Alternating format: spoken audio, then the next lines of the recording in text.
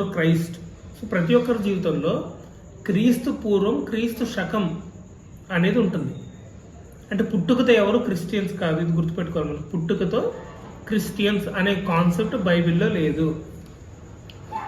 నేను కాన్షియస్గా నేను ఎదిగిన తర్వాత యేసు ప్రభు నాకు అర్థమై, ఆయన త్యాగం నాకు అర్థమై, ఆయన సిలువ నాకు అర్థమై, నేను పాపిని అని నాకు అర్థమై, ఎప్పుడైతే యేసు ప్రభు నామంలో అందరి ముందు డిక్లేర్ చేసి బాప్తిజం తీసుకుంటానో అప్పుడే నేను క్రిస్టియన్. ఈ బాప్తిజము సరిగ్గా జరగకపోయినా, పశ్చాత్తాపం అనేది లేకుండా జరిగిన క్రిస్టియన్స్ కాదు, పిలువబడుతున్నాం అంతే క్రిస్టియన్స్ అని బైబిల్ ఒప్పుకోదు.